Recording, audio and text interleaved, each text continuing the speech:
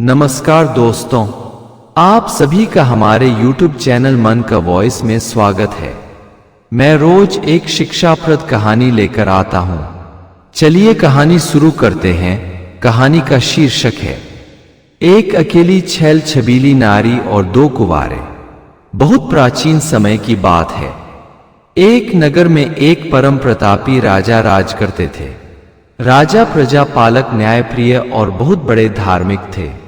राजा की अपनी कोई फिक्र नहीं थी, परंतु प्रजा की चिंता से राजा हमेशा परेशान रहता। वह आधी रात में भी भेष बदलकर अपनी प्रजा का हाल जानने निकल पड़ता। एक रोज राजा दिन के वक्त ही अपना भेष बदलकर जंगल में चला जा रहा था। राजा से आगे कुछ दूरी पर एक लकड़हारा भी जंगल में लकड़ी काटने जा रहा था। वह राजा से बहुत आगे चल रहा था। लकड़हारा चलते चलते एक पेड़ के पास रुका और उस पर चढ़कर लकड़ी काटने लगा। सहसा राजा ने देखा कि एक भालू कहीं से आकर उसी पेड़ पर तेजी से चढ़ गया जिस पर लकड़हारा लकड़ी काट रहा था। लकड़हारा लकड़ी काटने में इतना व्यस्त हो गया था कि उसने पेड़ पर चढ़ते भालू को नहीं देखा। अक्सर भालू उस पेड़ पर कभी नहीं चढ़ते जिस पर लकड़हारा लकड़ी काट रहा होता है, कारण कि भालू कभी सीधे पेड़ पर नहीं चढ़ता। भालू के पेड़ पर चढ़ने का तरीका अलग होता है। वह पीछे से पेड़ पर चढ़ता है, परंतु भालू उस पेड़ पर चढ़ गया जिस पर लकड़हारा लकड़ी काट रहा था।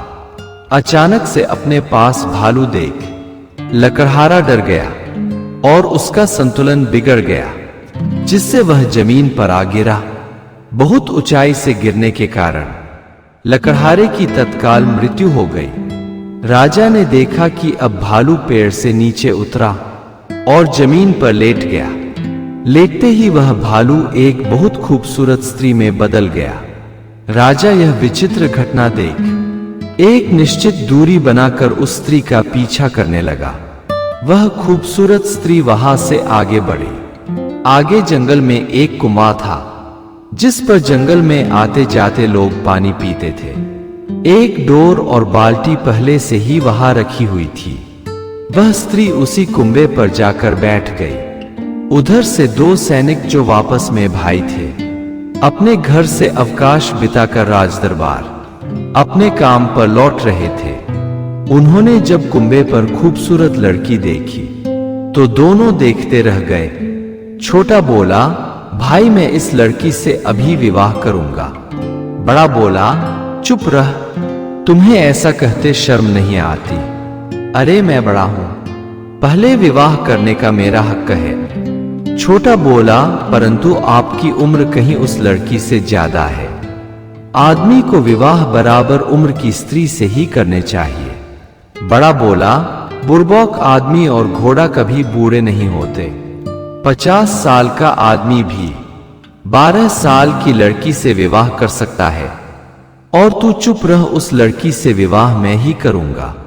छोटा बोला, अब आपसे व्यर्थ उलझना ठीक नहीं। हम उस स्त्री से ही पूछ लेते हैं कि वह हमें पसंद करती भी है या किसी की पहले से विवाहिता स्त्री है। बड़ा बोला, तुम ठीक कहते हो। दोनों उस कामिनी स्त्री के पास गए।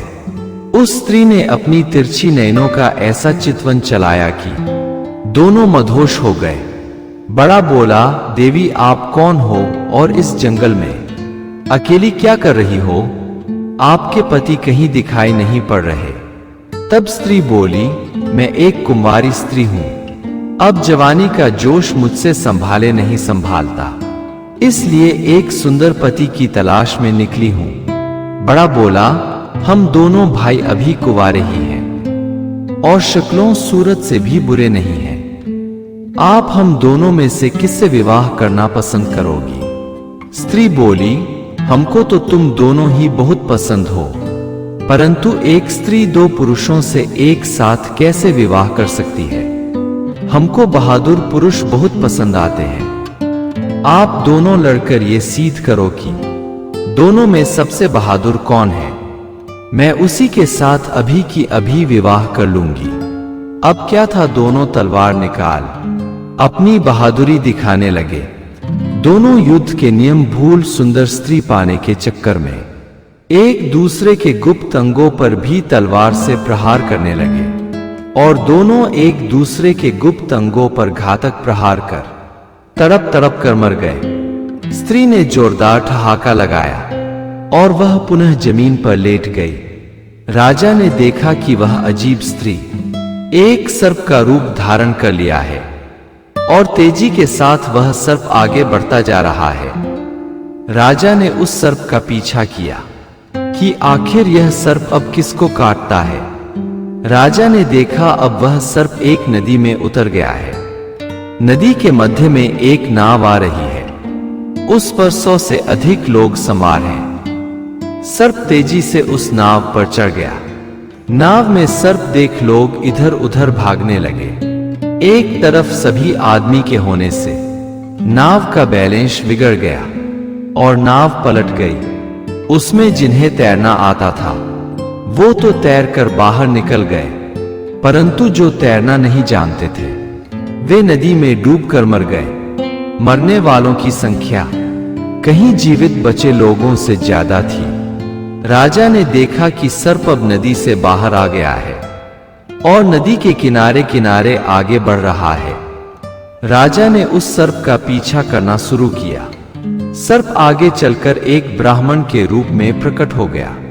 राजा के मन में विचार आया कि अब तो यह विचित्र प्राणी मनुष्य रूप में आ गया है, हमें उससे पूछना चाहिए कि कौन है, क्यों बेगुनाहों को मार रहा है।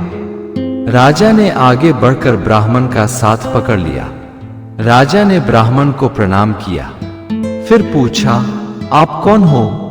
ब्राह्मण बोला, मैं एक ब्राह्मण हूं। राजा बोला, नहीं, आप ब्राह्मण नहीं हो, मैं आपका तब से पीछा कर रहा हूं जब आप रीछ बने थे और लकड़हारे को पेड़ से गिरा कर मार डाला। आप जब स्त्री बने तब मैंने देखा कि आप 2 बेगुनाह भाइयों को वापस में लड़कर मरने पर मजबूर कर दिया। मैंने आपको सर्प बन नदी में नाव पलटते भी देखा। अब आप छद्म भेषधारी ब्राह्मण बने हो।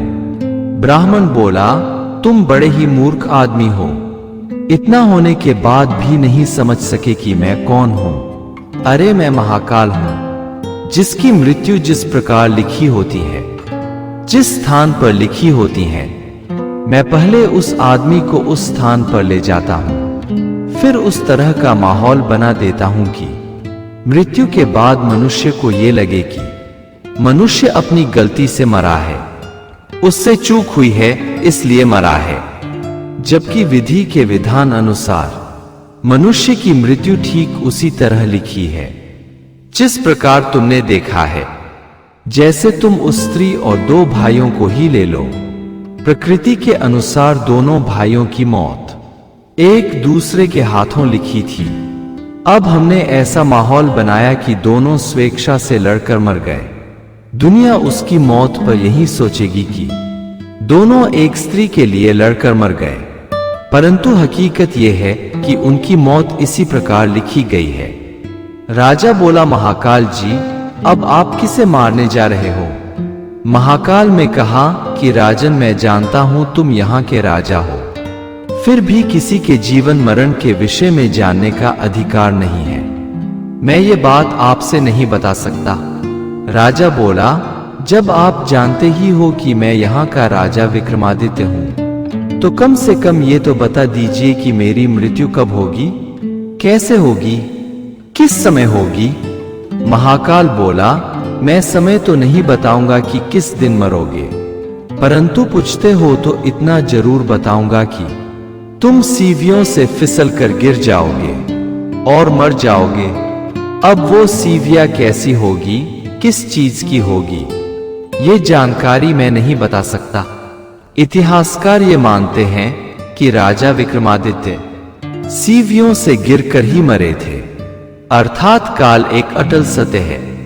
लोग व्यर्थ में मान लेते हैं कि मैंने तो ये उपाय किया होता तो मरने वाले को बचा लिया होता। सच तो ये है कि काल के आगे किसी की नहीं चलती। अगर आपको हमारी कहानी अच्छी लगी हो तो हमारे चैनल को सब्सक्राइब करें, लाइक करें और कमेंट बॉक्स में राधे राधे जरूर लिखें। आपसे पुनः मिलते हैं एक नई वीडियो के साथ। तब तक के लिए आपको और आपके पूरे परिवार को राधे राधे।